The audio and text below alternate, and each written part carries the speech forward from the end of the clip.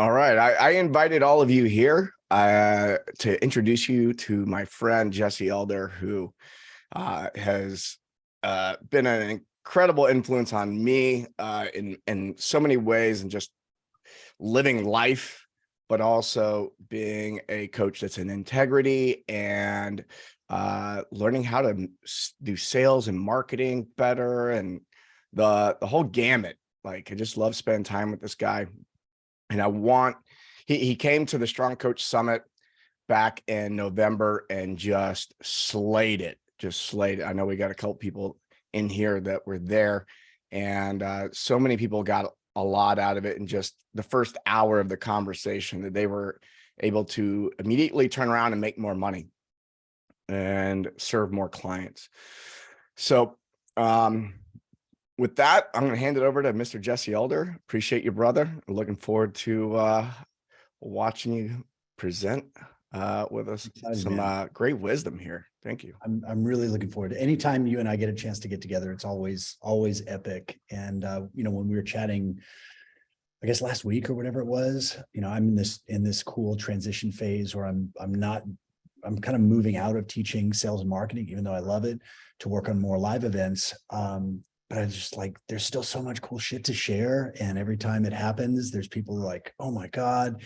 And it honestly, this is going to sound so douchey, but it took me a while to accept that I had something that was different and unique and that got great results, because I would look at people who were like huge in the coaching space or huge in sales and marketing. And I'm like, that's cool. Like, I don't know. That's not like my identity. It's just kind of something that I do.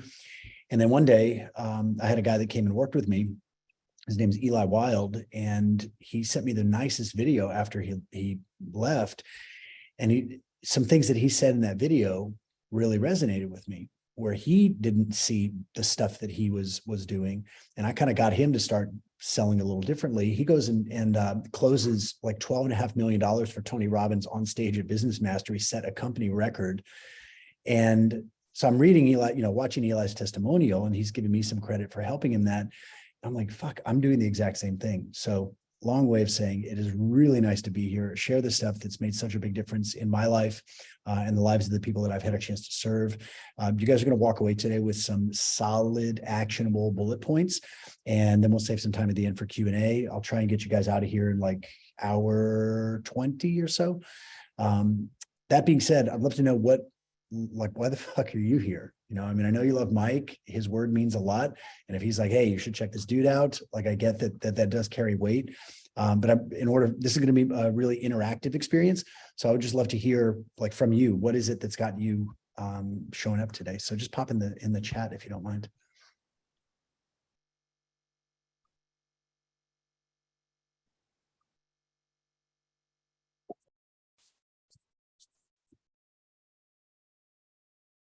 It's always the exciting part. You never know what people are going to say. All right, curiosity. There we go. Mindset work. All right, Liz. And that says curiosity to learn what I don't know and that I don't know, from Master Elder. I don't know who that is, but it sounds like a smart guy. Gregory, very much resonated with you from Kyle's podcast. Awesome. Yeah, that was a ride. That was a ride.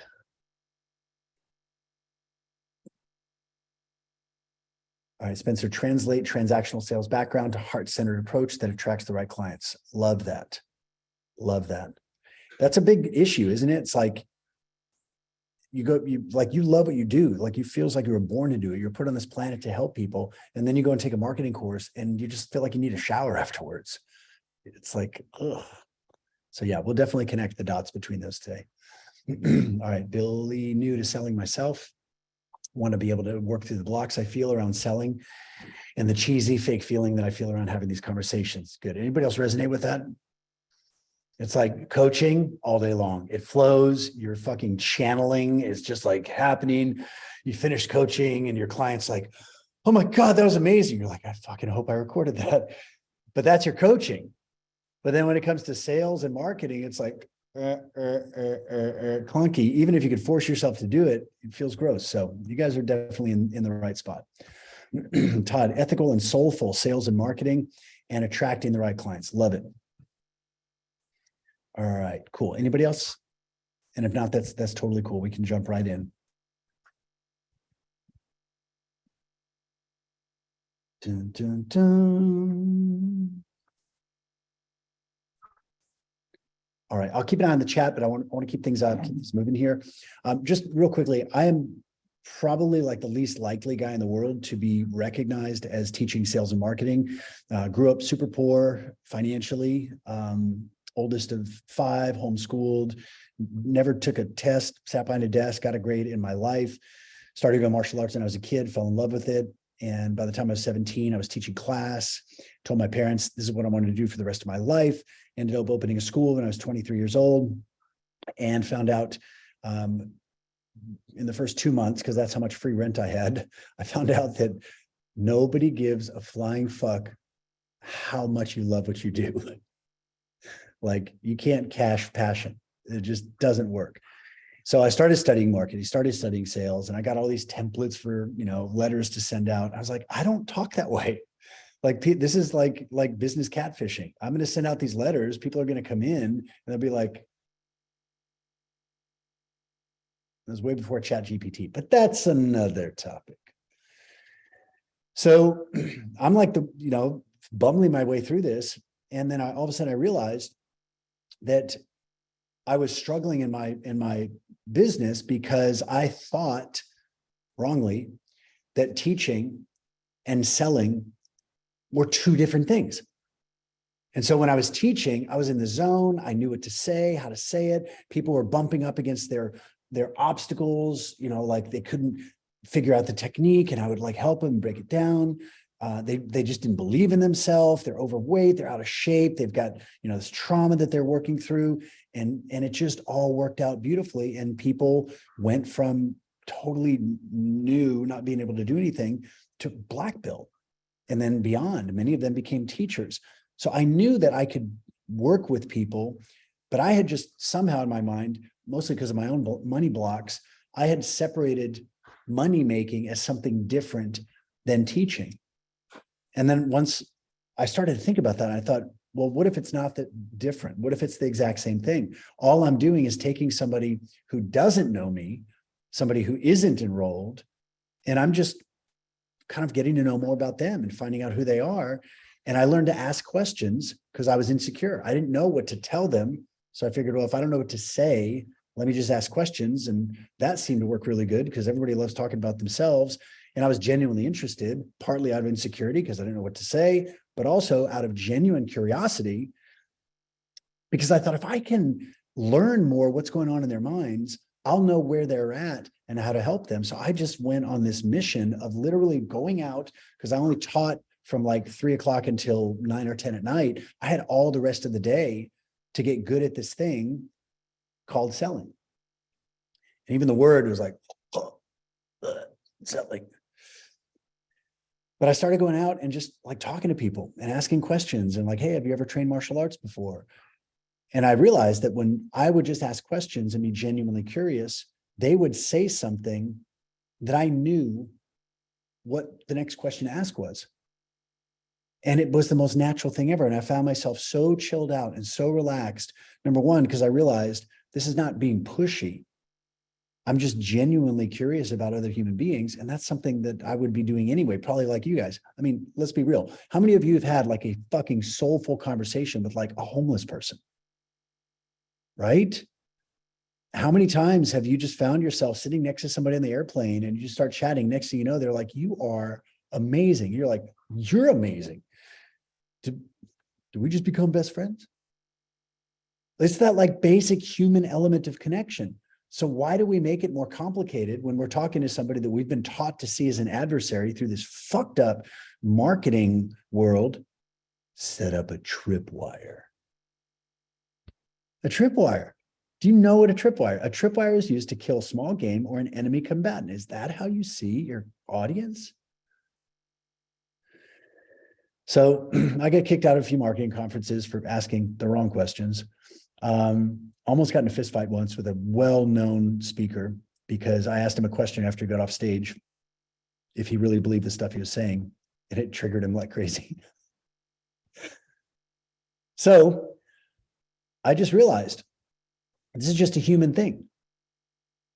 It happens to involve the possible transaction or transfer of money, but that's it. That's way down the line. It's just about being curious.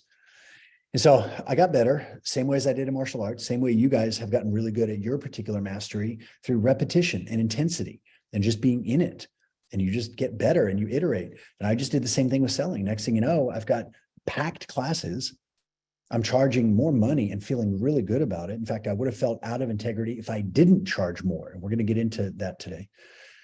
Next thing you know, I've got hundreds of students, and now I've got staff that want to learn how to start doing this. So I taught them.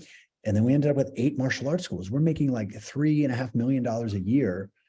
I never thought that that much money was possible in martial arts, let alone in my life.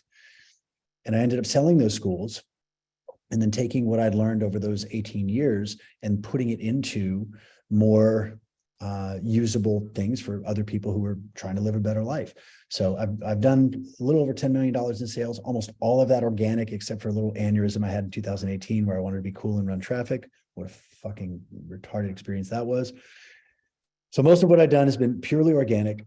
I've sold successfully at $99 and $150,000. I don't work with, I've got a couple of private clients that I still work with. They're paying $150,000 a year. And I don't say all that to brag, just to say that like, I'm not the most likely guy that should be teaching this stuff. And if I could do it, anybody can do it. So if that sounds good, give me a thumbs up. Let's ready to rock. Question, where are you guys? And don't be all metaphysical and say, I'm here now. Where in the world are you? San Diego, Asheville, Pennsylvania, Milwaukee. All right. Maine, is that Maine? No, what's MA? I'm homeschooled, dude. Don't be rough on me here. All right, Hickory, North Carolina, Austin, Northern Michigan. All right, Mass, that's right. All right, Baton Rouge, Massachusetts, Spokane, Austin. Ronnie, what's up, man? All right, cool. So we got a good little spread here. So I'm going to ask the question again that I asked earlier, just to see if anything new comes up. And the question is, what is it that's got you here? Like, what do you really want to get out of today? And as you're typing that, or even before you type it, I'll just say your answer is going to land in one of two categories. It's going to land in a like an observer student category, or your answer is going to land in an implementer investor category. Neither one is right and neither one is wrong. We're both of those. We are both an observer and an implementer. We have a consumer and we have an investor inside of us. So neither one is right or wrong, but it will help me to kind of see where you're at and how I can make the rest of this presentation really land for you so that this is worth what you're here for. So that being said, what is it that you're here to learn? What do you want to get out of this? All right, Liz, learning to sell without a stupid script. I might actually take that and give you credit for it because that's a fucking great headline. And feeling genuine. That's awesome. All right, Billy. Yeah, you're getting some +1s there, Liz.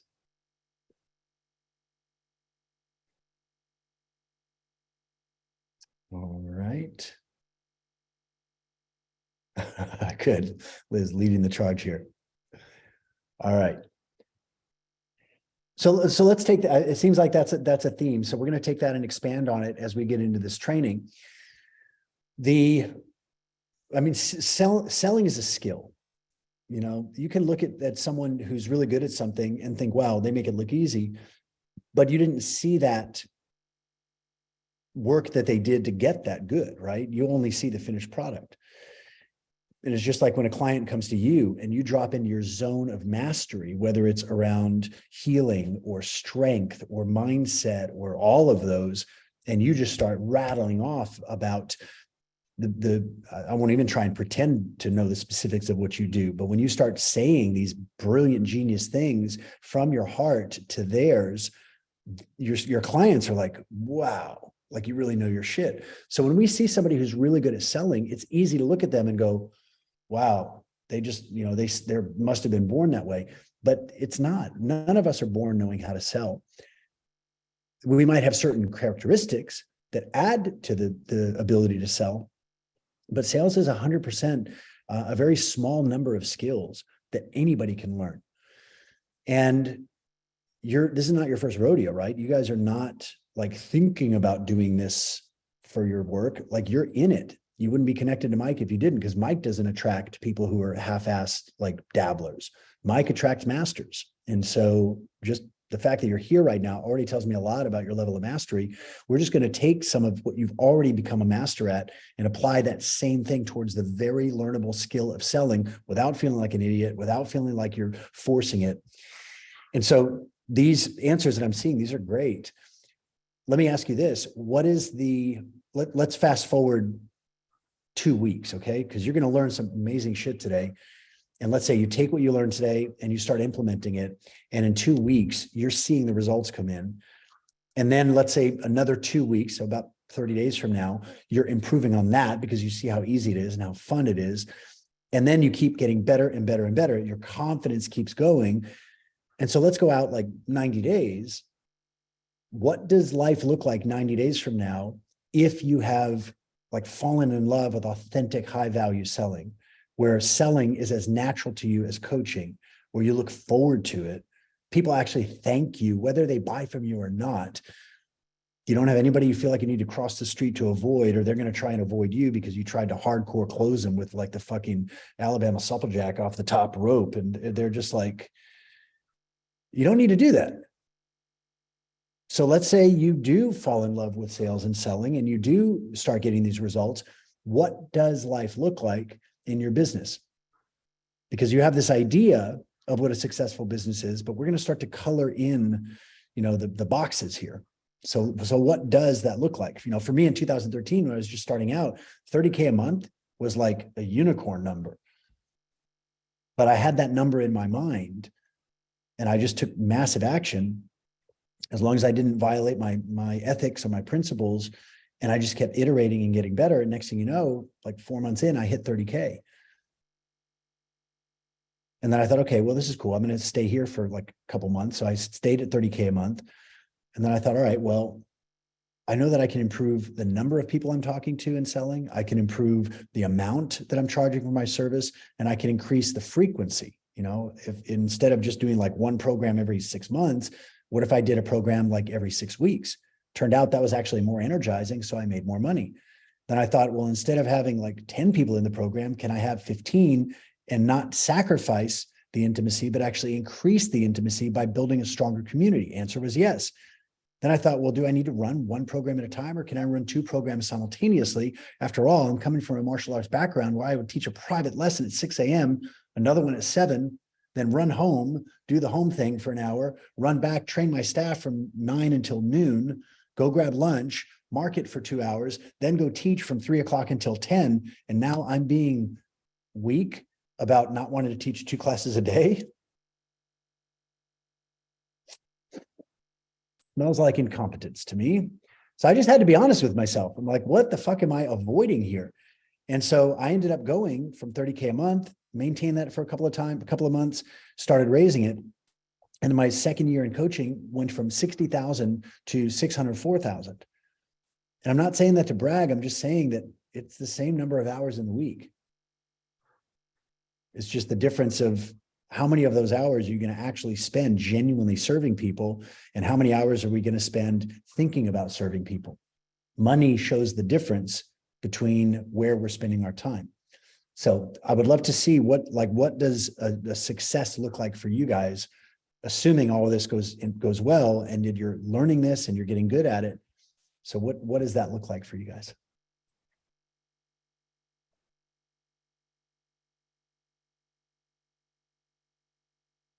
Because whatever your numbers are here that you'd like to reach, I'll help you in today's training on exactly what to focus on.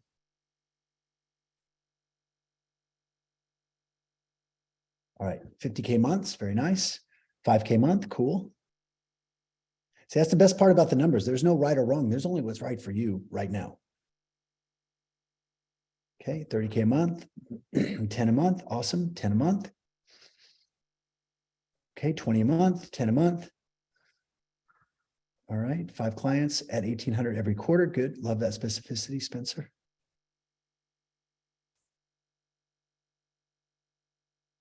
Cool. All right, is that it? No, that's not everybody. Okay, by the way, what you guys are sharing here, very doable. Whether it's 5K or 50K, these are super doable.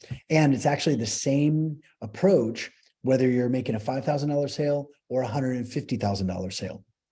Your positioning is a little different, like what you're offering is different, but the sales process itself is exactly the same. I was just going through this. These are some screenshots. You guys should keep these, by the way, when people send you like testimonials, screenshot it, keep it in a folder. This is from one of my clients who went through the same thing we're going to go through today, by the way. He had a $102,000 weekend. And what's really funny is when we were talking, he was like, "It's fucking awesome to talk to you yesterday. By the way, I forgot to tell you." Like, we just got so caught up in talking about other shit that he had to text me back to tell me about the numbers, which I think is really cool. This is somebody who went through the program. Just got my second 5K invoice, 11K in 7 days. And this is somebody who is doing about $1,000 a month and had been for like 6 months. It was like their part-time thing. They were moonlighting. They were working in someone else's practice. And we started training, and that's what started happening. This guy, my first big sale at $2,000, he was charging like $100 an hour or something for coaching. This is a pretty good one. 12,000, where is it? Yeah, 12K in 1 week.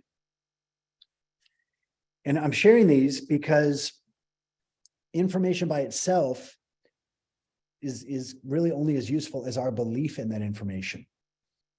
You know, if we don't believe the information is going to work, then we'll just kind of sit back and think about it. So I'm sharing those real life examples from people who are exactly, or who were exactly where you are right now. And they did the exact same thing that you did, which is to say, fuck it, I'm going to take a Friday afternoon and just jump on a training and see what happens. And with what you're going to learn today, you'll be able to go and get those results. So this is not like a build up, and then like I'm going to try and pitch you some $10,000 thing. I don't have a $10,000 thing to pitch you. By the end, you might be begging. You'd be like, "Please pitch me something." Maybe we'll get creative. But just with what you're going to learn today, you can go and get the same results that they got. And all of these numbers that you guys are sharing here are very doable. So let's go deeper. Is this useful so far, guys? Okay. We're going to go deeper because here's something that happens when we put numbers in our mind. In fact, I want you to write out the word number and on your journal there, or on your notebook, or type it in the comments. Write down the word number.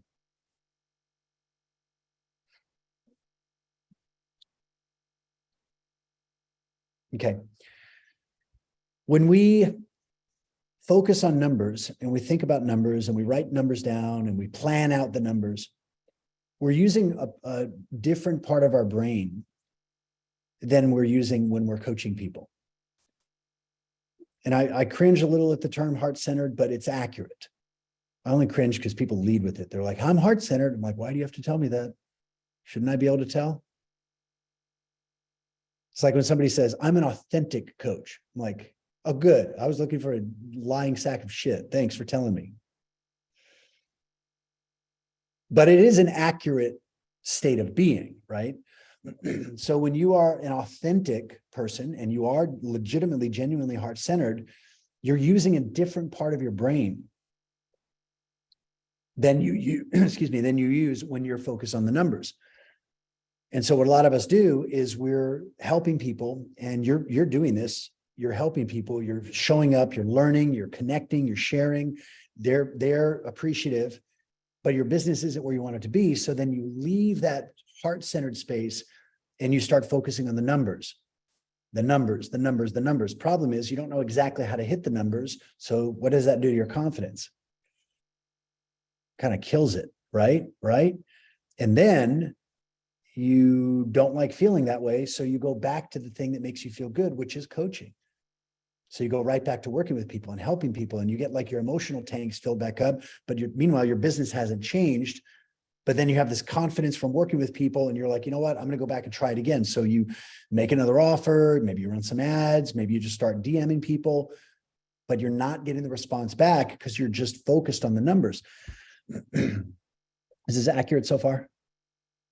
Okay.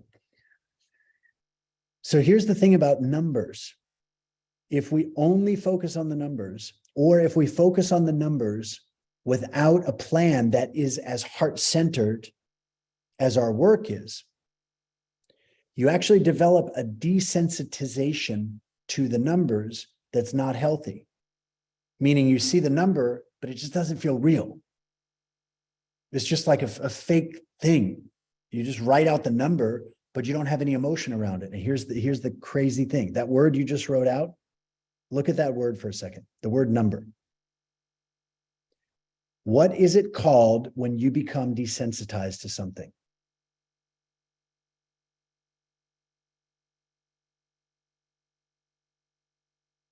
And what if you become more desensitized and more desensitized and more desensitized? You become numb. You become number. Number. Number. So everybody's like, I'm focused on the numbers. I'm like, I can tell. You have the emotional intelligence of a politician.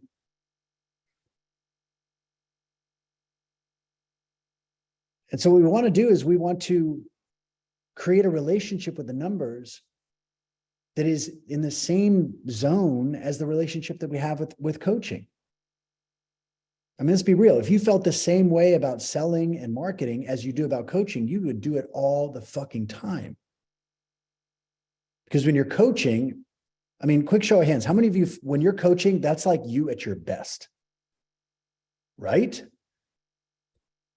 Well, how many of you, when you've tried marketing and sales in the past, it didn't feel like you, or maybe it felt like you at your worst? Well, no wonder you don't want to do it, because you have integrity. So what we got to do is we just have to find a way to have a healthy relationship with sales and marketing where you look forward to doing it, where you're excited to do it. And that involves confidence in what you're selling, but it also involves a tremendous amount of empathy for what other people are doing, and a tremendous amount of self-esteem. And those are things you already have. So we're just gonna tweak them a little bit. So how do we get this more healthy relationship with the numbers and not be so numb? We got to go beyond the numbers, because the reality is it's not the numbers that you want. It's not 5K or 30K or 50K or 100K a month. It's the impact, and it's your own personal expansion, the expansion of your life and the expansion of your lifestyle. See, we don't want the money. What we want is the choices that money is going to bring for you and for the people that you're serving. And this is where a big disconnect happens. People see the numbers, but the numbers don't really mean anything to them. It's just a number. And then they don't really know how to get it. And so then they start and they stop and go right back to coaching and teaching. So let's go next level deeper.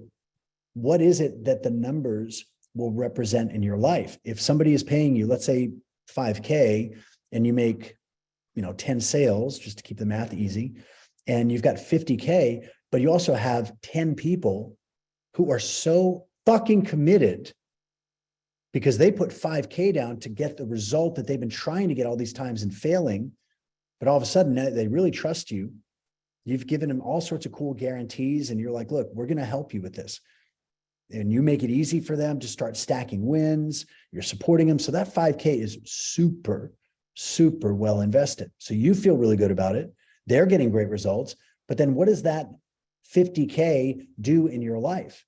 This is a lot of fun. Let's dig into this. Type in the comments. Let's say that you just had your first 50K month. What changes in your life?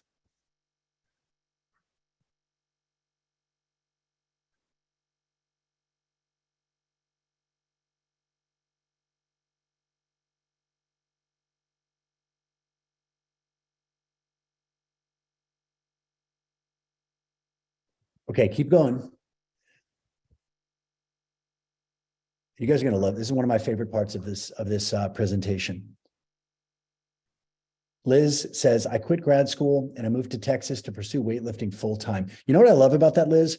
There are specific measurable goals that are in there that money will enable you to do. So your brain can then focus on moving to Texas, not just making money. Tyler says, I buy a house along a creek to run adventure retreats. Fuck yes. So if I was coaching you personally on that, Tyler, we would sit down, we would literally open the real estate websites or the real estate apps, and we would start looking at where those houses are that you're gonna move into. And we would start scheduling times to go talk to those realtors, and we would start moving you into that lifestyle before the money so that you can normalize going to those houses, normalize seeing those places. A tremendous amount of energy comes from that, which then translates right back into your sales. Does this make sense? Yeah. All right. Okay. So I'm seeing some great answers here. What I would like you to do is just give yourself a little self-scoring checklist here. The things that you're writing down are either, they're all positive because they're your future if you want it. But the things that you're writing down are either specific or they're ambiguous. And so when people say things like, I want to have more free time, it's absolutely positive. It's just that it's a little ambiguous. I mean, you could, go knock off a liquor store and get sentenced to 5 years in jail, and you're gonna have tons of free time. Relative, what an oxymoron, but you know what I mean. So we got to get specific about what we really want. If you want to invest, where Tyler go, I buy a house along a creek. So that the next question is like, how big of a house? What's the creek? How often are these retreats going to be? Who's going to be coming to them? How much you're going to charge? That kind of thing. Because as you start getting deeper into the specifics, each one of those specifics that you declare actually becomes like a battery in your future that's pulling you forward. Does that make sense? And so this is one of the things that really stops people is they just sort of say in this vague, I don't really know, which makes sense. Because if you don't know how to make 50K a month yet, it's kind of scary to dream about this thing that you want so bad when you don't have the money to do it. But this is a byproduct. I'm just going to make fun of education for a moment. My dad is a teacher. So I respect teachers, but the educational system is fucked. It just basically teaches people how to get confused by studying things that have no relevance to their purpose in life or to their spiritual DNA. And so what we do is we learn, most people learn, get it right, get the plan right, and then you can have the things you want. Real life operates exactly the opposite. Real life is inspiration first. What do you want? And then we'll figure it out. And so this idea of I'm going to build my business, I'm going to get 10,000 a month or 50K a month or 100K a month. And then once I've done that, then I'll go shopping. But can you see how backwards that is? It's not your fault. I mean, you learn that from a lot of other people, but it's a 100% ass backwards way to do things. The universe doesn't speak English or numbers. The universe speaks emotion. The universe speaks vibration. And so when you figure out where that creek is going to be, and you figure out where that house is going to be, and you not starts having, imaginary training sessions with her coaching staff, where's everybody sitting? When you get that level of specificity, that gives you energy and it actually collapses time. So let's go for a couple more minutes about what is it that would change. And let's go even deeper if you guys want. What is the bullshit that you're currently putting up with in your life that money would eliminate? You want to get real? What are the things that you've tolerated in your life as a result of not having that money? Maybe it's arguments with a spouse or a loved one.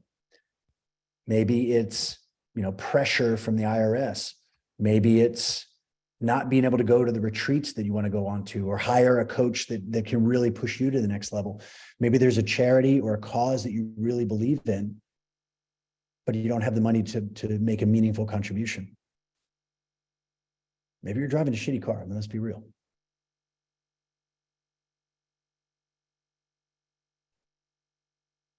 And so I'm obviously not attacking you guys here, but we all sort of normalize the problems that we have. And then we tell ourselves someday, when I reach this, mythical number, then I won't have these problems. And they're not that bad. And see, that's the biggest problem of all, is tolerating the problems that you have right now, saying it's not that bad. Because the truth is, when it gets bad enough, you know what you'll do? You'll take different action. Yeah. When it gets bad enough, you will take different action. And so that's why I want to help you guys as much as I can today. But if we're gonna use the material and the things that I'm going to share with you, then it can't just be information, because information without motive is what keeps you a spectator. And this is why, so much of the internet marketing world is based on motivation and rah, pump you up, because they just want to make you feel good. But almost nobody tells you the truth. Almost nobody will tell you you're broke because you want to be. Almost nobody will tell you you're choosing to stay exactly where you're at. And that's cool.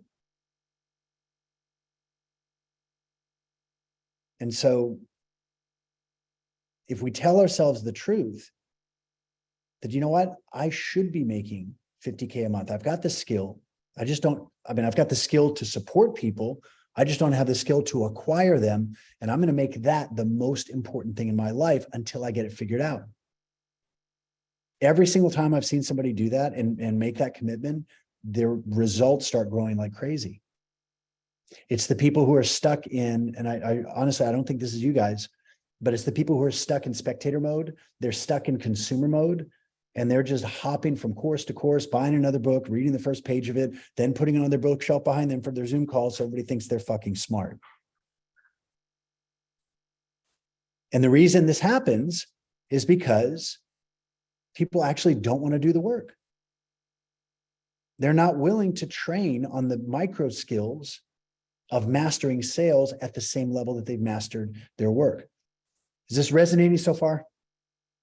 Like, I want to push you guys. I also don't want to, overstep my bounds. Because I really do respect that you guys are taking a Friday afternoon to show up and do this. You could be doing anything. Okay. All right. So can we turn up the heat a little bit? Are you guys cool with that? Can we turn up the spice? Okay. All right. So I prepared something for this presentation that is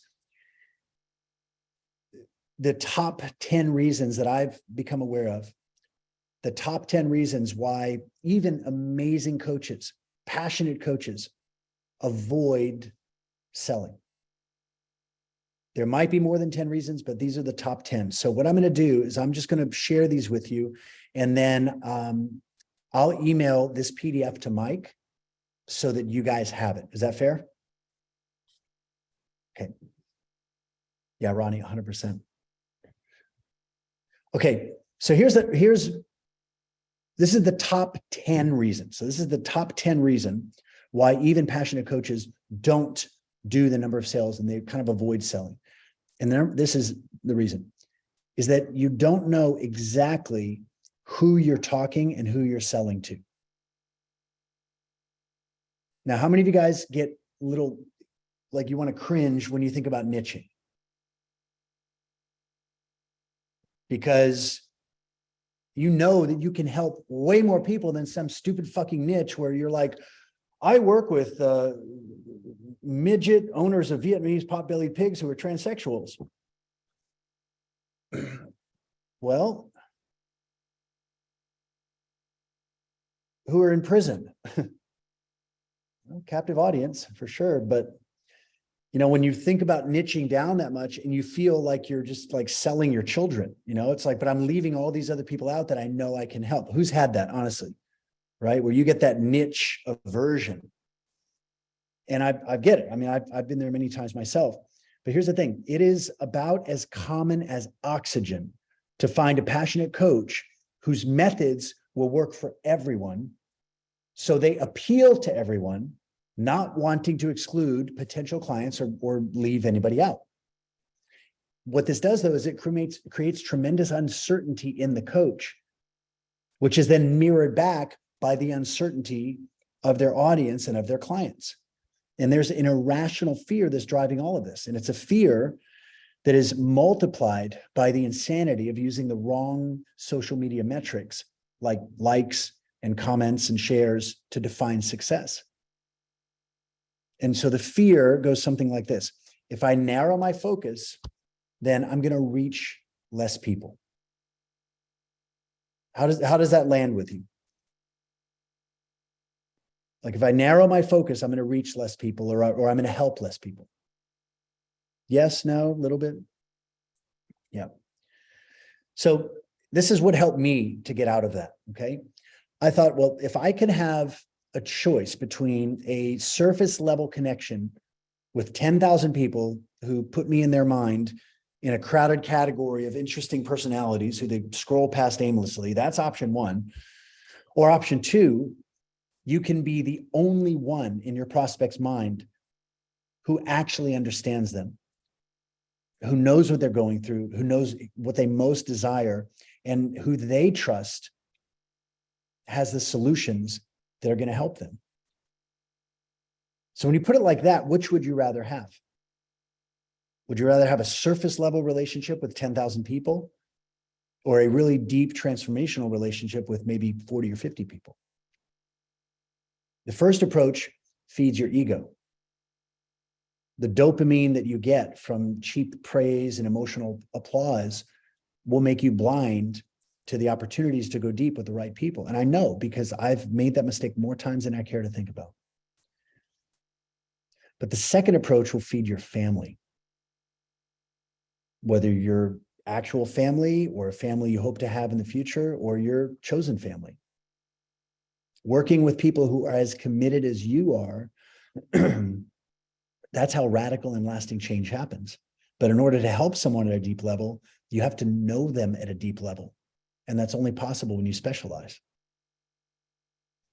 So the challenge of talking to everyone is that they all think you're talking to somebody else.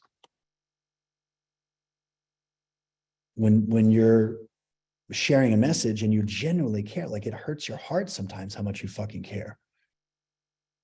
But you're saying it to an audience that is so varied.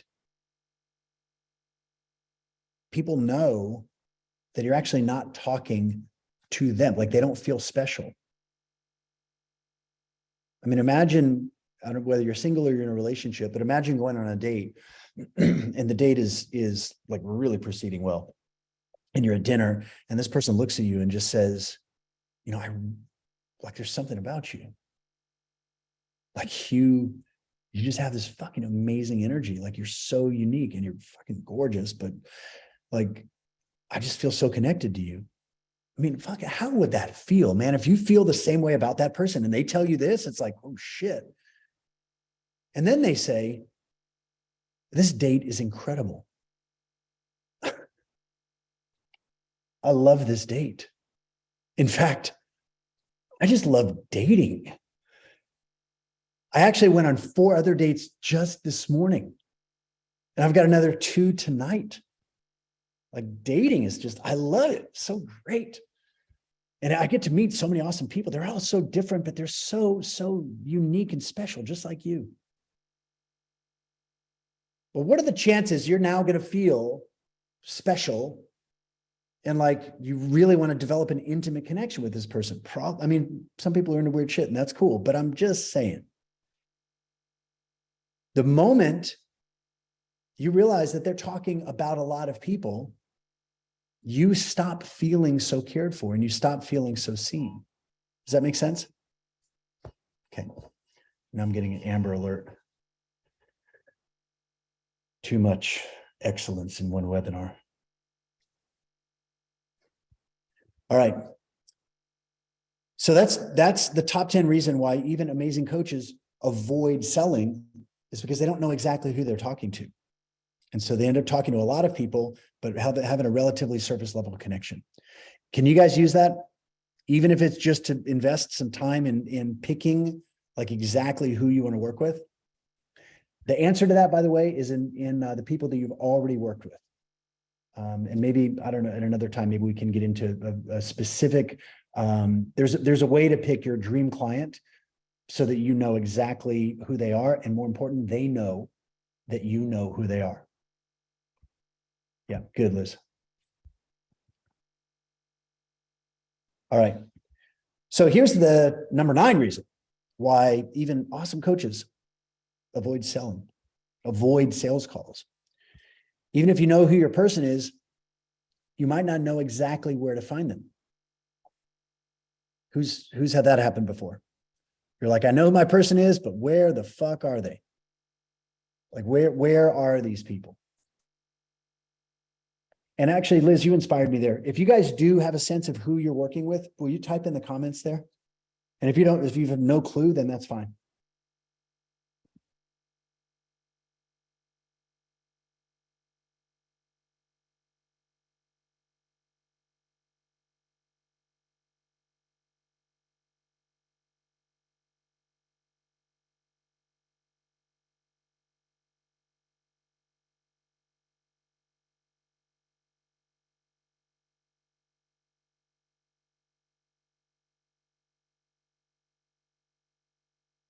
Couple more seconds here and we'll keep going with this. But if you do have an idea of who your person is.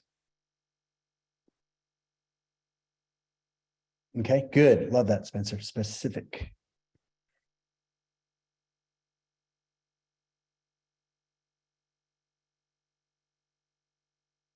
Thirty more seconds.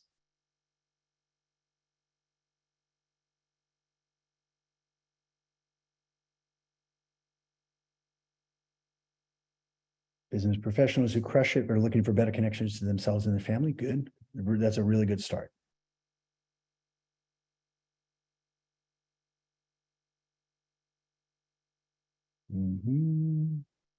Anybody else?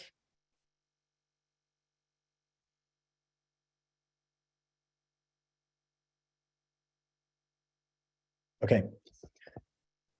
I'll keep an eye on the comments, but let's keep this moving. Let's say you do have an idea of who your person is, but you're not exactly sure where to find them. And so you tend to keep going back to the thing that you've done before, Instagram or sending emails out, but you don't know where these people are. And I'll give you another story that this was more luck than anything else, but it turned out to be a really good idea. As I said earlier, when I was 23, I opened my first martial arts school, and I had the luck, the insight to pick a growing part of town. This is in San Antonio. It was a growing part of town. There was lots of new home building. They were building some new elementary schools. Now, the rent was cheaper a few miles away, but I knew that I couldn't afford to be that far away from my ideal audience, which was families with children between the ages of 4 and 12 years old. And that turned out to be one of the best decisions I ever made, because I ended up opening literally in the middle of this number of communities. My school is literally in front of an elementary school. So every day at 2:40 p.m., there's this line of cars to pick up their kids. And so I just made sure that either me or one of my instructors was going to be out front in uniform, waving, like it was awesome. But that location, brick and mortar location, that's what everybody used to say in real estate: location, location, location. Well, online, it's no different. So you can't just think Facebook, Instagram, TikTok. You gotta dial in. And I'll give you another insight here. I'm developing a new live event here in Austin. It's like a $20,000 event. There's 8 spots per thing. We'll probably do 6 this year, and it's for a very specific person. So when I start thinking through and designing this ideal client and where they are, they're on social media, but they don't engage. Like the people who are, I mean, you guys do this too. You probably scroll past and you see somebody and you're like, oh, that's interesting, but you don't like jump out there and go, hi guys, I'm here. And so the person, specifically the guy that I'm looking to serve through this event, is following pages like Jordan Peterson, but is not jumping out there and like making a bunch of comments, but I know they're watching. And do you know how easy it is to stand out in a sea of mindless Facebook comments? It's not hard, especially when, you know, you got a little bit of courage, a little creativity. It's easy. So by getting on that page and making comments, observations, being funny, but also being totally contrarian and controversial, which you don't need to try. When you're in alignment with your principles, you'd never have to try to offend people. It just happens naturally sometimes. So if that's what's happening and I'm showing up on Facebook and I'm saying all these things, never offend. I'm not trying to offend anybody, but I also know exactly who I'm talking to. Then I start making those comments. Next thing you know, you get a DM from somebody who's like, hey, I saw your comment. And then I checked out your page and I checked out your Instagram and I see what you're about. Love to talk to you. I've gotten so much business that way from just fucking around with social media, but fucking around in a way that allows you to truly find out. So number 9, top 10 reasons. We're going to speed through. Damn, I don't know if I'm going to get you guys out of here on time. Are you guys okay on time? Do you have like hot dates you got to run to? No, that's sad, but all right. Well, Mike and I will be your hot dates. Okay. All right. All right, here we go. Number 8. Let's say that you do know exactly who your person is and you're refining that more and more and more over time. So you got that, check. And you know where they are. Like you sit down, you make a list of 10 places where they hang out. What Facebook groups are they in? What pages do they follow? And you start fucking around and having fun on those pages and being useful and learning as you go. So you've got those first 2 things dialed in. But here's the next reason. This is number 8 on our list of top 10 reasons why even awesome coaches avoid selling. Number 8, you are unclear on exactly what to say and how to say it. Words matter. Words are, I don't believe that words have any power by themselves, but I believe that words are a vehicle for energy.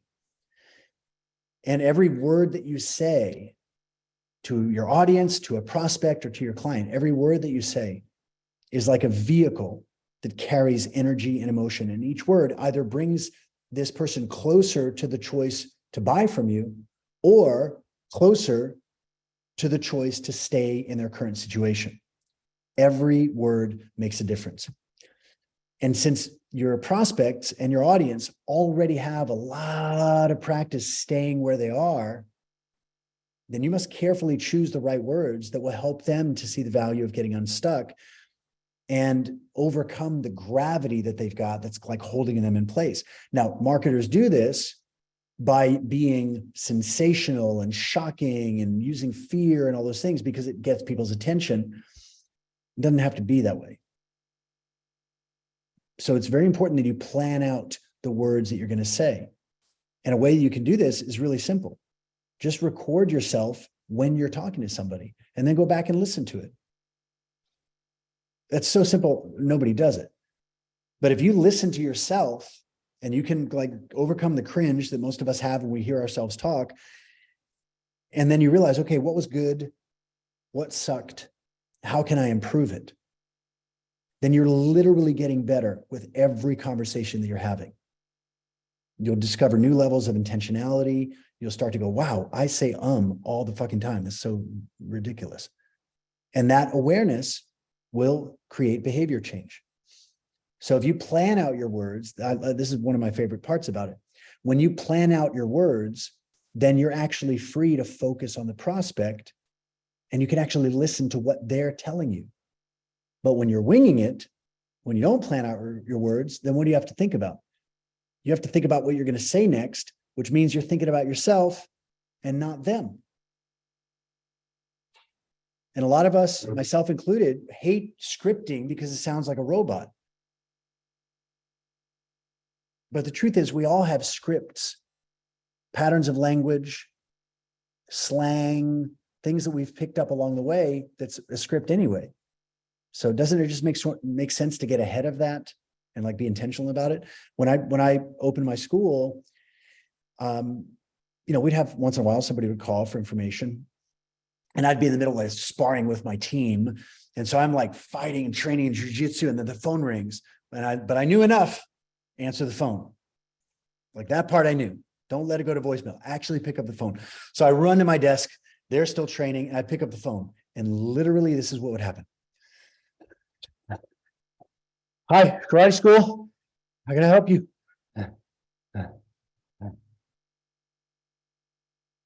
And then there'd be a pause, and there would be somebody on the other line. They're like, is this East West Karate? Yeah, sure is. Are you offering classes? Yep. Yeah, really good classes. Keep it going, guys. Keep it going. I'll be there in a minute. Hey, how much are the classes? $80 a month. Okay, I'll think about it and get back to you. Okay, thanks a lot. Bye. All right. That was my sales script. I would have made much more money if I just would have been a little more honest and actually run a phone sex line. Not only did I have the wrong words, I had the wrong tone.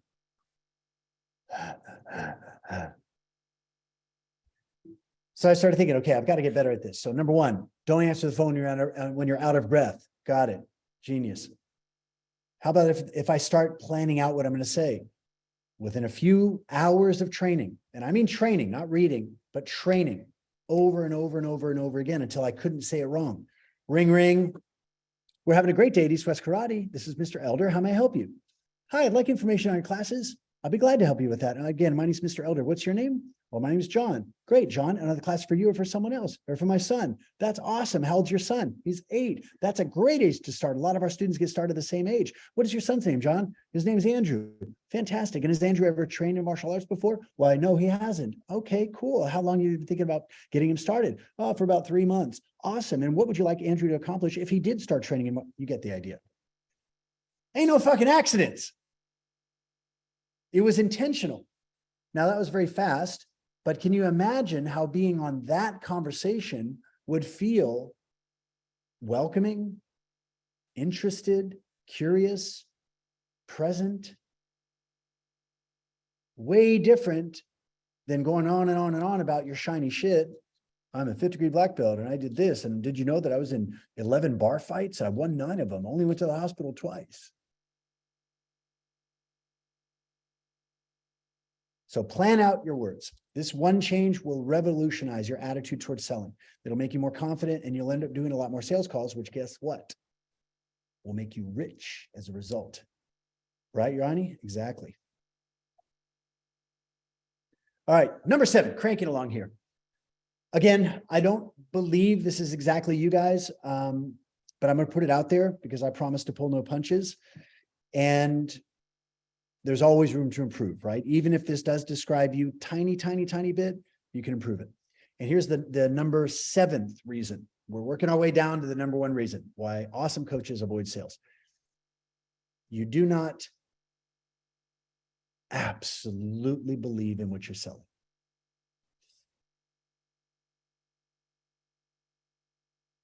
Now, I'm assuming you're an ethical person who cares about your clients, and you would never intentionally screw them over by selling something that's not great for them, right? Okay. If so, you wouldn't be here. But check this out. Even when you really care about your clients, that emotional energy of caring doesn't always translate into confidence. What I mean is having a positive intent is different than having integrity. Integrity is structural soundness. In a human being, it's the integrity between your values and your behavior, or your words and your actions. You know, if you're driving across a bridge and the bridge holds you, it's because it has integrity. It's doing what it was built to do. But we can, and the best of it, I deal with this myself all the time, and I just use it to drive me. I am so insecure about somebody giving me money and then coming back to me like 3 months later and they're like, that's a stupid idea. I should never have done that. Like I have nightmares about that shit. But I've learned to harness that insecurity into making excellent fucking products. Because my nightmare is somebody buys from me, doesn't get a great result. So I just use that insecurity and I use that fear to eliminate every possible thing that I can think of that would cause it not to work and fix it. So if you have any doubt about the effectiveness or the simplicity, the consistency or the speed of the results that your service or your product provides, then if you have any doubt about any of those, then your integrity is going to kick in and it's going to hold you back from making lots of sales calls, since you would never intentionally screw someone over by selling them garbage. Does that make sense? And so this is a big mistake that I see a lot of coaches making, is being more, operating more like a therapist's office than a hardware store. A therapist can help you with your feelings. A hardware store gives you tools to get the job done. Now, a great coach can be both, but that's why continual product improvement is so important, because it gives you absolute confidence and belief in what you're selling, which will empower you to quickly get more prospects into sales calls and turn slow cash flow into an avalanche of authentic money that changes your life. And we probably don't have time to get into it today, but I would just challenge you guys to really think through, what do people want? See, our brains have this weird thing where we just tend not to get specific about things. I mean, hell, when we jumped on this call and I said, why are you here? We had all sorts of answers like curiosity. Well, I just want to learn. Well, I'm just interested. But that's not, honestly, that's not why you're here. You're here because you want to change people's lives and you want to change your life in the process. And what that means specifically is having 5 to 100K per month in sales, serving people at a really high level. That's why you're here. So do you see how curiosity was like not the complete answer? It wasn't inaccurate. It was just incomplete. Well, your clients are coming to you for the same thing. They might be coming and saying, well, I just don't feel good about myself. If you take that as at face value and you're like, I got you, come here, bring it in for a hug, then you're really operating incompletely. And again, I'm not attacking you. I just want you guys to make a shit ton of money. And to make a ton of money, you have to sell something more valuable. And to sell something more valuable, feeling good is not a valuable sale. If somebody says, well, I just feel out of alignment, I just don't really feel like myself, that is not worth $10,000. But if you start talking to them and you find out that because of not feeling like themselves, they've been underperforming at work, and now they're up for a performance review and they are afraid they're going to lose their job. Oh, well, now we have cause and effect. We've got the feeling, but then we have like the thing they're actually worried about. So your job is to address all of these things through questions. And straight up, if somebody is like, well, I'm just shopping around, I just thinking about it. All right, awesome. You can keep asking questions, but eventually they'll tell you, look, I'm really not interested in changing at all. You'll be like, okay, well, I wish you the best of luck. But most people do want to change. They just need the right guidance, and they need the right support. Can you guys use this? Does this feel like slimy sales to you? Okay, good. This is not. Like, it's just elevating your sales game to the same level that your service is at. All right. Next on the list is, let me make sure I'm getting this right. Yep. All right. Next on the list. You will avoid sales calls if you don't absolutely love what you're selling. And we're going to go through this real quick because I have a feeling you guys are already there, but believing in what you sell and loving what you sell are two totally different things. When I sold my martial arts business, it was at a peak of inspiration and energy and income, but I wasn't in love with it anymore.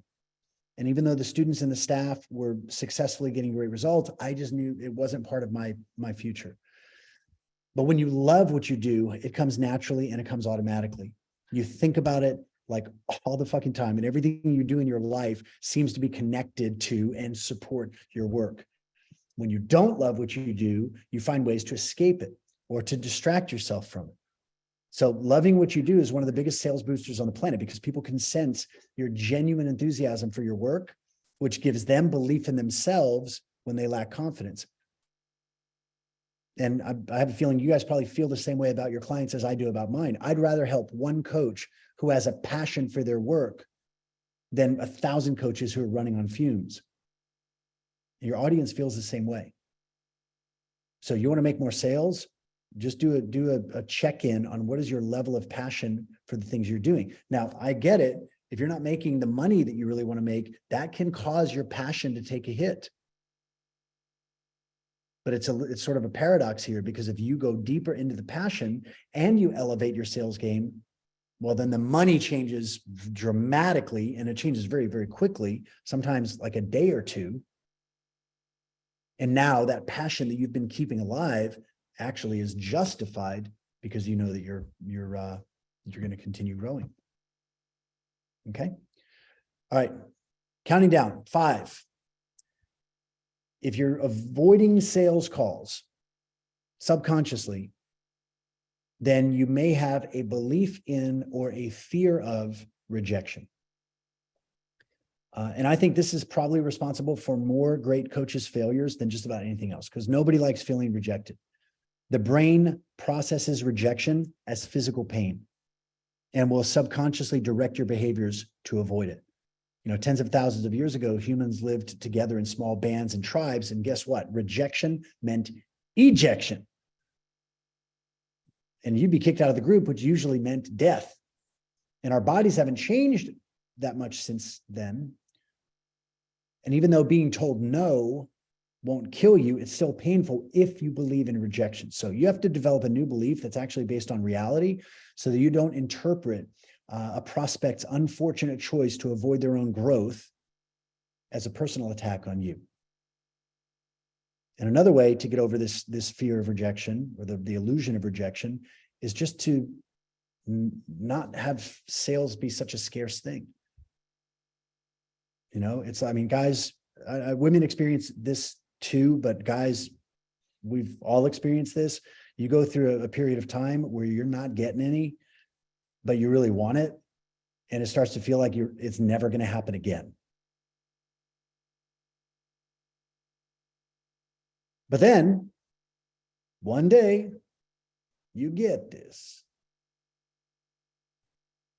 And then all of a sudden it's like raining. Everywhere you look, it's like people are coming up to you and they're throwing themselves at you. Like, what the fuck happened? It's like when you really, really, really want something, it's nowhere. And when you really don't need it, but you appreciate it, it's everywhere. Well, weirdly, money is the same way. Sales calls are the same way. So if you're like a month and a half in between sales calls, that one sales call that's coming up in 6 weeks is a really big deal. And that neediness, people can feel it. So if you have fewer sales calls, that actually hurts your chances of making a sale. If you have more sales calls, it increases your chances, not just because of the volume, but the number of people who are like, you know what, fuck it, I need to do this, let's go. That number of people will go up because your neediness will go down. So you got to get rid of this illusion of rejection. Imagine where you would be in your life right now if this rejection thing was gone, and if you had developed, like really put skill into all these things that we'd start talking about. And I want to do a check-in with you guys as we go through these last ones here. How would that change your business? Like, how would you feel about your business if you knew exactly who you're going to talk to, what to say, where they're at? You felt great about the sales call. You super like 1,000% you believe in what you're selling. You love what you're selling. You're excited about it. You're making more money. I mean, this is a reality, not to get too metaphysical yet, but you have multiple timelines, right? And so the future is completely unwritten. but it is most likely going to be whatever happened yesterday. Whatever you did last week is most likely what's going to happen next week. And so even though this potential timelines go out everywhere, the one that's going to happen is the one that already happened. And our brains trick us. We're like, yeah, but Tony Robbins tricks you. The past does not equal the future. Bullshit, Tony. The future is exactly going to look like the past. But everybody buys that. I'm not digging on Tony too bad. He's got a lot of good things to say. But people buy this dream of like, oh, but the future is going to be better. No, motherfucker, the future is going to be exactly like last week. Why so negative? I'm not negative. I just understand physics. Body stays in motion. Body at rest stays at rest. Unless there's something different that happens, you're guaranteed going to do the same thing you did before. So the only way that you can have a new future is to actually get a new past. And the only way you get a new past is to do something radically different today. You have to be willing to do things today that you've never done before, which almost inherently means you're going to have to do something that requires courage. You're going to have to do something that scares you a little bit. You're going to have to do something that freaks you out a little bit. That's the tuition. That's the price you pay, doing something a little scary so that you get the prize of confidence. Confidence comes after courage, not before. Moving on.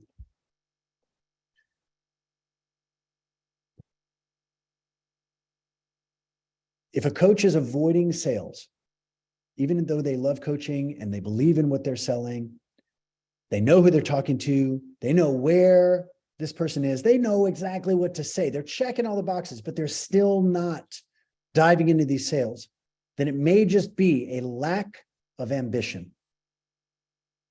And that's a dose of truth serum that a lot of people, especially in coaching, don't like to hear. Because and even more especially when you've done the things physically and spiritually, and you've done the work, and you've transformed your body, you've gained all this knowledge, you've done the drugs, the plant medicine, you've done the things that relative to the general population, you're fucking James Bond. Relative to what most people are doing, you're like this mythical character. But that doesn't translate to ambition when it comes to sales. Just because you've done more than the average person to change your body, or more than the average person to change your confidence, or more than the average person to change your synapses, great. But that doesn't translate to the ambition for your life. And that's what a lot of people, especially in personal development coaching business, don't like to hear it. See, the truth is, when you're ambitious enough, you'll succeed with nothing more than persistence, inner drive, enthusiasm, the fast learning that comes from total commitment. You know, Ronnie has a martial arts background. In martial arts, you can see it in the ring all the time. Two competitors in the ring. One competitor will be leaning forward on his toes, and the other will be back on his heels. This subtle tell reveals which way their energy going and usually who's going to win. And you can see this in coaching too. One coach is leaning forward, ready to go. They're like raring for their approach in life. And the other one's leaning back, waiting for something to happen before they decide to step up. Yeah. Ronnie, I would comment on it, but it won't help make sales. So one coach is like leaning forward and they're like, into it, and others leaning back, waiting for something to happen before they step up. And that's just the mental switch, because all people have ambition. It's just that some people's goal is to see how little effort they can put up. And then there's a few ambitious ones who are on their toes. They've got big dreams, clear visions, and it's backed by the will to do whatever it takes in every moment. All right, so we got 4 more reasons to go. I'm curious, which of these has landed the hardest for you guys? Which one has described you the most? I mean, we all have all of them all of the time.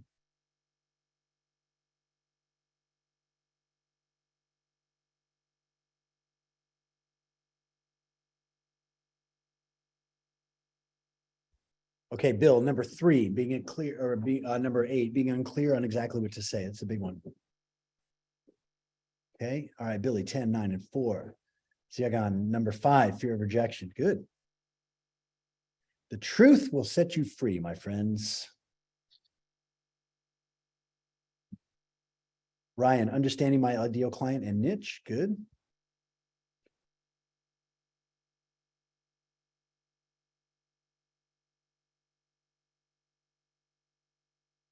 Just knowing this can make a difference, right? Now you can know what to focus on to improve. And as I said many times in today's training, these are all micro skills. Like picking your niche, honestly, that you can do that in an hour if you're honest with yourself. All right, good. All right, so let's count it down. This is number 4. This is the number 4 out of the top 10 reasons why even awesome coaches still sabotage their selling. And this is, again, I really don't think this is you, but it might be. So let's find out. Number 4. You don't actually want to help people.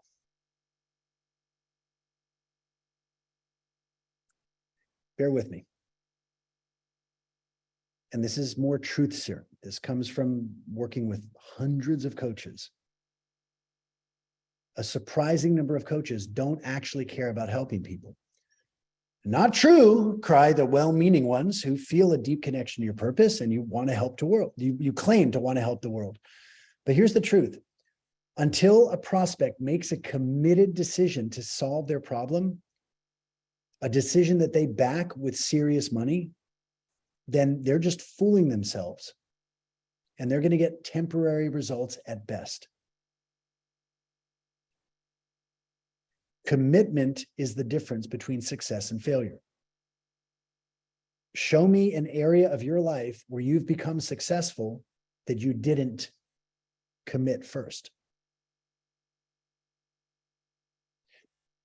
Show me an area of your life where you've kind of dabbled, didn't totally commit, and got really, really fucking good. Like, it's just not how nature works. And so if you want to see what someone is committed to in their life, then you just look at their calendar and you look at their expenses. Because where people put their time and where they put their money, that's what tells the real story of their values and what's important to them. And so the only way that someone is going to get a true transformation is if they are in integrity by putting these resources to work, their time and their money. And so if you do not sell your product or service at a premium to someone who claims that they want positive change, then they just aren't going to have the commitment and the boost that they need to escape all this gravity of their current habits. Does that make sense? And there's a lot of coaches that are like, well, I'll just offer something really easy for them to get. Then we'll start working together. Then they'll see how awesome it is. And then we'll raise the prices. Then we'll start doing more work. But that, I used to think that, okay? So I will never blame you guys, but I used to think that bullshit. Like, I'm going to just sell a really cheap thing so that I can get my name out there. And then once everybody knows who I am, then I'll raise my fees. But then I started to learn how to sell. And then I started to understand that I'm doing someone a disservice if I don't give them the chance to go all in and really make a commitment. You know, $500 is not a commitment. $99 is not a commitment. $1,000, maybe so. Most people don't walk around with $1,000 cash in their pocket. 5,000 is a commitment. 10,000 is a commitment. And the greater the commitment, the greater the experience of transformation. When I opened my first school, I was 23 years old. I knew even back then somehow that I had to charge more than anybody else in town. My instructor was charging $65 a month. This is 1996. And it was more than anybody else. So I started charging 80. Nobody in San Antonio is charging $80 a month for martial arts in 1996. But it scared the shit out of me, and it made me a better teacher. And so there's that, it's courage, then confidence. I didn't have the confidence to charge $80 a month. So I knew I had to charge $80 a month. And then you level up and you become that. I've sold coaching at $99. I've sold it $150,000. Guess who gets more out of the experience? Does that make sense? So if you don't have the confidence to charge, good. It means you have integrity. But then you got to decide, are you going to use that lack of confidence as an excuse to not level up your skills, or are you going to use it as the reason why you're going to get better? This is my second client that hired me. He paid $150,000. And this is the result of a guy who invests $150K. No, it's crazy, dude. Almost a decade ago, you were working with me. And now, look at this. Look at this. $22 million home on a beach, bro. 2 massive brands, 5 kids, and a life. That day sitting on the picnic benches with you, or wherever the hell we were, you changed my life, man. You changed my life for the entire time we worked together. It's the most profound and impactful games. You want to look at this. You launched me and you launched Sean Whalen. It's fucking incredible, dude. Look at the impact you made from it. And I'm sure you just launched 1,000 people in between. No, I love you, man. We'll miss you. And excited to come out to the farm in 2023. Get to experience it. Have some eggs with you or whatever it is we do on a farm. Love you, bro. The more people pay, the more they pay attention. And nobody can make that decision except for you. It's an inside out experience. And you remember at the beginning of this list, where we talked about this seduction of dopamine and cheap applause? Well, that's what unpaid compliments from strangers on social media are. So if you're posting and then you're obsessively checking to see what happened, you're checking the wrong metric. The metric should be how many people booked a call because of that, or how many people liked it so that you can follow an intelligent, fun, energizing, appreciative, respectful DM strategy. One that people are like, oh my God, I've literally never got a message like this. Who fucking does this? Thank you. If you have the right words, that's what happened. And then you look forward to it. Okay. All right. Last 2 here, gang. This is the second reason. We got one more after this, that even the best coaches still suck at sales. And that is a scarcity mindset. Now, if you consume even the smallest amount of mainstream or even alternative media, you'll hear all sorts of horror stories about how the world's going to end, the economy is going to collapse, there's a recession, there's a depression, there's inflation, hyperinflation, stagflation. Yes, that's what you'll see. And my response to all of those things is, so fucking what? No matter what sort of financial and political cycles people on this planet go through, they will always need goods and services to solve their problems and advance their life. Now, if you allow the media to hijack your mind and fracture your focus, then these scary news stories are going to become a lame excuse to not get better at the skills that we've talked about here. And then that would just make you part of the problem instead of the solution. So are market corrections happening? Of course. Does this always happen? Yes. Will it always happen? Duh. So the real question is, are you going to use the news as an excuse to play small or a reason to speed up your skill building? And just as an aside, this has nothing to do with this top 10 list. Please be very careful of how you think about time.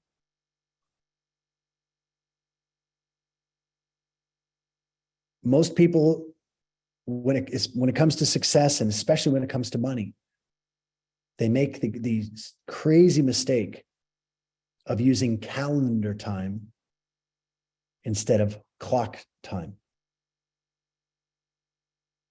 What I mean by that is, if I ask any of you, by when would you like to hit $50,000? Most of us will say, well, I'd like to accomplish that in 3 months. Or some people say, oh, I'd like to do it in 6 months, or if I can do it in a year. Some people might say next month. But we're not talking about growing apples here. If I say, when would you like to have a peach freshly grown from a peach tree that you planted? Then the answer is 4 to 6 years. Because a peach comes from a peach tree, and it takes time for the tree to mature. But where does money come from?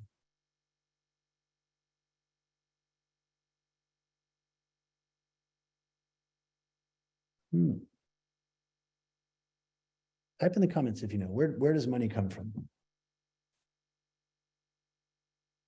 Ryan, you know it. That's where money comes from. Other people. Money comes from someone else's bank account. It comes from someone else's credit card, debit card, crypto account. Money comes from other people in this business of coaching. And how long does it take to find somebody with a problem, have a problem or a solution to that problem, have a conversation with that person about their problem, have a conversation with the person about what they want instead, ask them if they'd like to hear about the solution after hearing about all the other things that they've tried that don't work. And now this is where words get very important, because if you wing this, you're going to go down in a ball of flames. But if you know exactly what to ask and you genuinely give a shit about people, and somebody says, like I hear it all the time, somebody's like, I just want to increase my income. I'm like, awesome. How much? And they tell me. I'm like, cool. By when? They're like, they tell me. I'm like, great. That's totally doable. I'm sure I'm not the first guy that you've hired for this. What else have you tried? Like, who else have you hired? What else have you done? And they're like, well, I went to this mastermind and I met a lot of cool people. I was like, all right, how did it work? I'm like, well, met a lot of cool people, but it didn't make sales. I'm like, totally understand. And that's actually a great place to meet friends. And it's a good place to get good ideas, but it's not customized. And they just can't offer customization when you go to 1,500 people at Traffic and Conversion. And that's not what they offer. So I can see why it didn't work for you. And that's not your fault. Like, good for you for going out there and trying to, put some effort out. But it's not your fault that it didn't work, because it didn't provide customization. What else have you tried? And they're like, well, I watch like 6 hours of YouTube videos a day. I'm like, got it. All right. And how does that work? Doesn't work. Okay. Well, what's great about it is that you're willing to put in the time. But see, what YouTube videos are missing is that these are videos designed to build audiences, not to deliver specific tools. And so that's why the YouTube University thing doesn't work. You go to YouTube University, it's free, easy come, easy go. You watch a bunch of videos, you feel really good. You feel like there's some hope, but you get off the video, you don't know what to do next. And that's why what we do is different, because we're providing not only customization, but we're giving you actionable steps that you can do. And I don't want to, make fun of chimpanzees here, but a fucking monkey can do this. Like, if you know what button to push and you know what words to say, I guess that rules out chimps. But like, if you know what to say, assuming that it is in alignment with your values, it's like having the right numbers to a lock. Oh, get it, got it. So these types of conversations don't take calendar time, they take minutes. So the real answer to when would you like to hit your next $10,000, the real answer is, let me do the math real quick, 6 social media posts, 10 appreciation messages to each person, asking the warm-up questions for everybody that responds to the appreciation messages, send them a free tool, which will take me another 30 minutes to create, send them the tool that's relevant to them and their problems, ask them if they'd like to jump on the phone call for 5 minutes so I can show them exactly how to use this free tool to help get them unfucked or unstuck. And then During that 5-minute conversation, find out, is there a bigger thing that they have? Do they actually have ambition? Do they actually have a big problem they want to solve? Is that really worth something to them? And then ask their permission to have a conversation and see if it might make sense to collapse time and have me support them directly, being an absolute navigator and co-pilot in this epic mission of life that they're on, so that they can look back in 30 days and be fucking proud of the results that they've created instead of 30 days more behind. All right. So my answer is, when do I want to have my next 10K? 187 minutes. Right. Now we're talking. Clock time will make you wealthy. Calendar time will keep you broke. Just a little aside there. All right. How you guys doing? You ready for the last one? One more. All right. This is the number one reason why amazing coaches, great at coaching, great at what they do, have a passion, love people, still avoid sales calls. And the number one reason is this, is that you haven't made 1,000 sales calls yet. I'm being totally serious here. If all you did was talk to more people, find out what their biggest problems are, get creative with solutions that fix those problems for good as fast as possible, you would eliminate your money problems forever. Because your brain gives you more of whatever you focus on. If you focus on ways to avoid doing sales calls, your brain will find more of those reasons, and you'll go months without getting any better at the most important thing in your business, which is selling. But if you focus on having more calls, even if it's only 2 more calls per week, and you find just one thing to improve after every call, then in 1 year, you've had over 100 chances to improve. And that's crazy. If you think about how long you've been doing your work already without focusing on these skills. I mean, imagine if you had taken this more seriously a year ago and totally focused on building your sales skills then, like actually building sales skills, not reading books and buying courses and all that, but like learning tools. Well, you've done a lot more sales calls and gotten way better as a result. And imagine the money that you would have made over the last year. I mean, even if you just closed 2 sales a month at 10,000, that's an extra $240,000 you would have earned in the last 12 months. And if $10,000 seems like a lot to you, then do yourself a favor and go read your notes and go through numbers, the first 9 reasons, and do that like 100 times. Because if you made an extra $250,000 last year, like what kind of difference would that have made in your life today? Would you have invested in the best equipment or hired team members to support you in being your best? Or would you have taken more vacations with people you love? Or perhaps invested more into your own education and your own experiences? So everything that I'm sharing with you here today is so that you don't have to take 10 years to hit the skill that comes from 1,000 sales calls, but you do need to implement swiftly if you expect to succeed. Everything that you've learned today, everything that you've absorbed today is a seed. And now it's up to you to take it and go and make it work. Having trained thousands of people and done hundreds of webinars and trainings like this, I'll tell you from experience that there are 3 doorways. There are 3 paths that people take at this point. One is that they run off and do nothing. They've got a bunch of great notes, stuff that's truly life-changing if you apply it. But after all, it's Friday and I think a little better when I got a little herb in me. So I'm going to just go meditate and just really let this integrate. I'm just going to let all this information integrate into my system. And I'll get a good night's sleep. I'll wake up tomorrow and I'll work out early. And while I'm working out, I'll be reading the notes. And then, that way my lymphatic system is stimulated while I'm reading the notes. And then I'm going to organize my entire schedule for the next 90 days so that every day I'm going to read these notes. Well, that fantasy lasts for like 2 days, and then they forget about the notes. And then the notes are gathering dust along with every other fucking thing that you've tried. But that is door number 1, and it is the most common door. There's no doubt about it. Door number 2 is you actually start implementing some of this stuff. You actually take it and you're like, all right, you know what? I'm going to start doing this. And you forget, but then you remember and you go deeper. And you just kind of like try and figure it out on your own. And there's no doubt that if you take what you heard today and you apply it and you start implementing it and practicing, there's no question that a year from today, that you're going to look back and you will see a difference. It is inevitable. And that's door number 2, this self-study route. Door number 3 is not one that I have for you because I'm not doing coaching. And door number 3 is really up to you. Mike and I chatted a little bit about you guys and about this group and about what you might want and what you might need. My goal today is just to show up and share these 10 things with you and just enjoy having a blast and rock it out.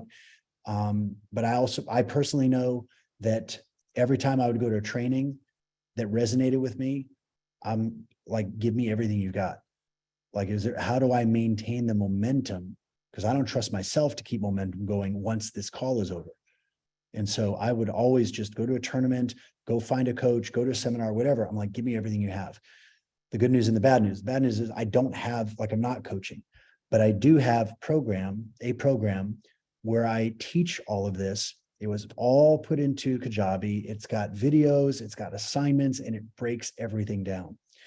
This is a program that I have made available in the past. It's a 6K program. Because Mike's my friend, I gave him a few copies of it. And that sounds weird when you're thinking about a digital program. But the reason why we are limiting copies is because what I did tell Mike that I would do is that anybody that got this program, that I would do live support calls to answer any questions, help customize the words, the offer, whatever it is that I can do. And I don't remember how many we talked about for that, Mike, but if that is something you guys are interested, if you want door number 3 and you want to have me and Mike as your co-pilots to just launch this fucking thing, then we can make this available, and it will be far less than 6K. In fact, I think we're going to do it like 1,500 if that's what you guys want to do. But I don't remember how many spots we had made available.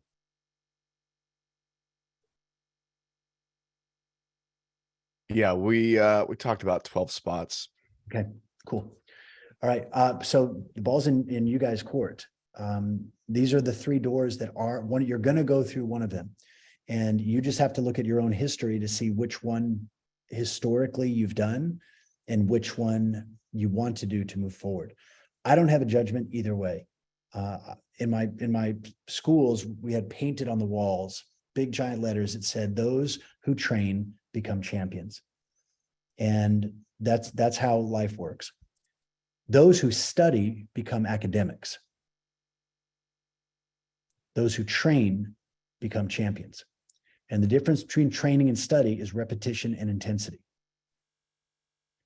If we do end up working together and you get the Sell with Soul program, and you have access to all the videos, you've got access to the transcripts, you've got access to everything, most importantly, the specific steps on what to do, then you'll be able to follow that step by step, and you won't have to think about it as much. You'll be able to implement, and then we'll jump on a support call and I'll say, "What'd you do? How did it go? All right, this was great. You fucked it up here, but don't worry. That's easy. We can fix that. Let's fix it."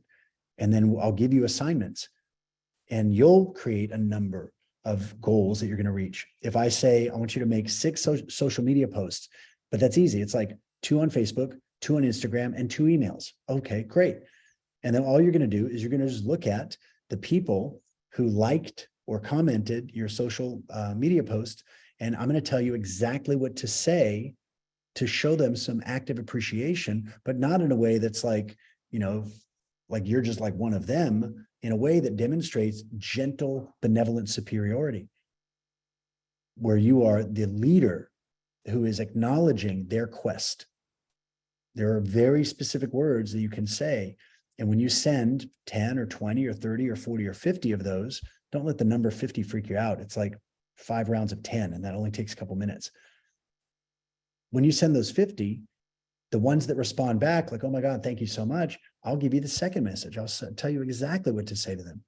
And then I'll help you to develop a tool that is actually your genius encapsulated.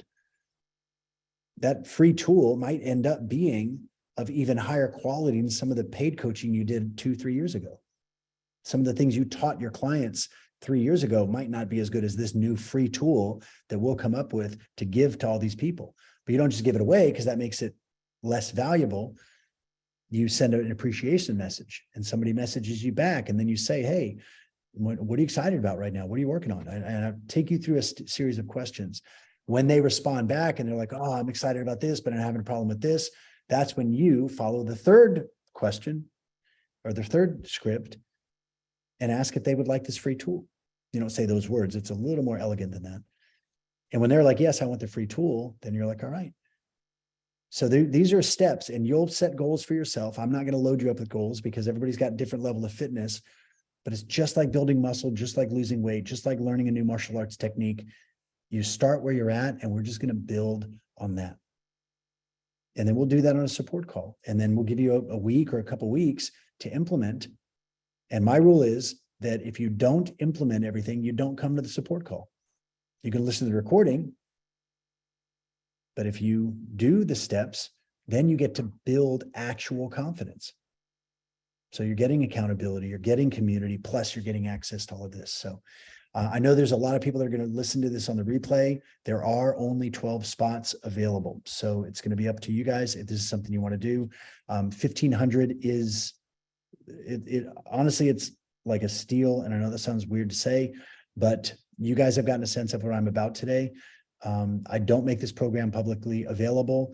I've sold it repeatedly at 6,000. The last time I sold it was at 10,000 or 25,000, depending on if there's private calls attached to it.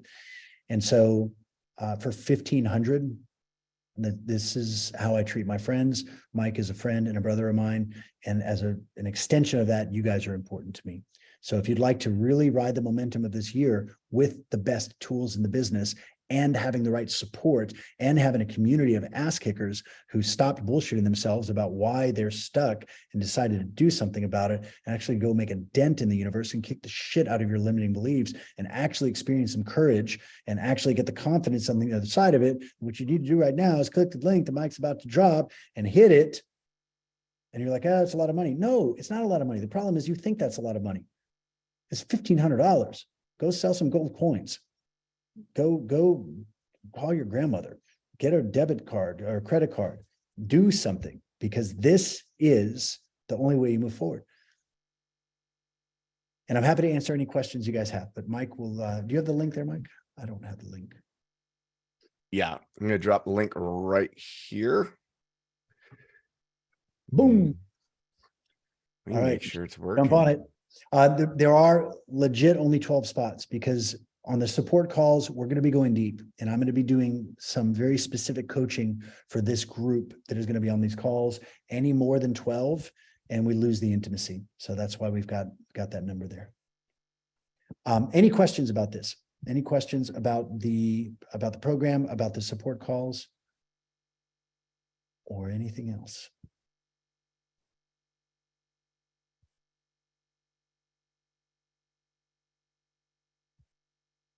All right, perfect. You guys are all just entering your credit card numbers. This is the way it should be. By the way, if you've ever had an issue with, thanks, Billy.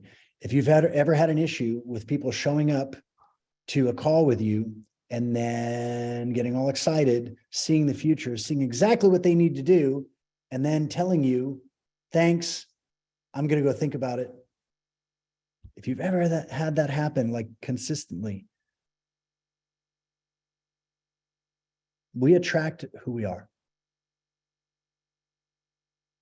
We attract the behavior that we are living in. And so if you went all the way through this training today and you're like, this makes sense, and then you have the opportunity to take the next step to integrate through action to get the support that you need, to get the goals that you said that you wanted, then your choices are very simple. It's take the steps and let's fucking do this. Like, let's get you to 10K a month in sales. Let's get you to 50K. Let's get you to whatever you want to be. I have experience getting people to whatever level they want to be at. So let's do it. Or you'll have a story about why you're not going to do it. And I'm sure it feels very real to you. Like, don't have the money. Okay. But see, when you're serious about your goals, you don't let a little thing like not having the money stop you. You figure out how to get the money. You figure out how to get the resources. You send Mike a message. You're like, dude, can I break it up into payments? I'm sure Mike will work with you.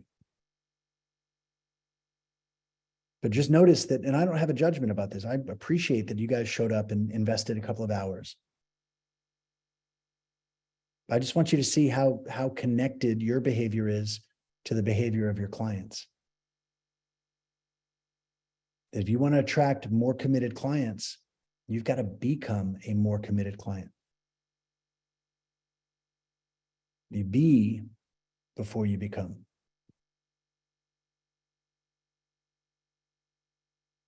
Awesome, Gregory. We'll see you in there, brother. And again, and I mean this with love, there are a lot of people in this industry who are dabbling at coaching, who aren't really serious about it, but there's nobody holding them accountable. There's nobody saying, oh, you're not really serious about this, because they can dazzle their clients and they can dazzle their peers and they can say all sort of cool things. And I just went to Joe Dispenza's workshop and watch this or whatever, it's like, that's great, but nobody's going to say you're full of shit. Like, where's your results? Rarely will somebody encounter that sort of accountability. And so it's easier for them to pretend that they're going to become successful instead of actually doing the things to become successful. They just don't tell their clients that. So they're posting on Instagram. They're like, I'm a super duper, grand, amazing person. And their client's like, wow, that's great. But they're actually not, because they're not behaving like that person. They're not eating, sleeping, living, breathing this profession that they claim to be a part of. And so my advice for someone who's in that position, if they've been acting like a professional, but not living like a professional, then my advice is to quit. Like, that's literally the best thing you can do for your life. Thanks, Anna. The best thing you can do for your life is to stop pretending to be something that you're actually not. And go find the thing that is right for you. I did that in martial arts. Once martial arts was no longer right for me, I left. I sold the entire business. Nothing wrong with martial arts. It's a beautiful industry. It just wasn't right for me. And so if there's anybody listening to this right now on the replay, and you're like thinking about this, like you're on the fence, but you're going to let fear or lack of resourcefulness stop you, then this is a great opportunity to see how serious you are about this job. Because if it's not for you, the longer you pretend that it is, the more pain you're going to experience when you eventually decide to stop. It's better to get out now and save yourself the time and the pain, not to mention the destruction to your reputation when people find out you're actually not serious about becoming world-class in this. Better to just leave quietly and go do whatever you want to do. If you are going to go do, be a bartender and drive Uber and Lyft and then moonlight on the weekend, do it. That's awesome. Your memoirs are going to be fucking epic.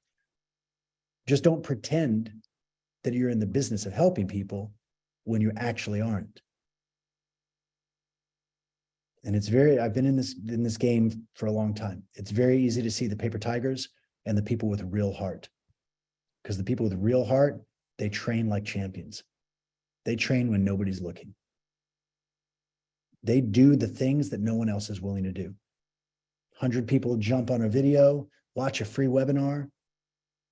The ones that commit and say, I'm going to absorb this and I'm going to step into the level of power that I know I'm capable of. I'm scared as hell. What if it's the wrong thing? What if I don't like it? What if it doesn't work? You got to work through those fears. And in this training, I've given you everything that I can give you over the last 2 hours to show you who I am and what I'm about. Now you get to show yourself who you are and what you're all about.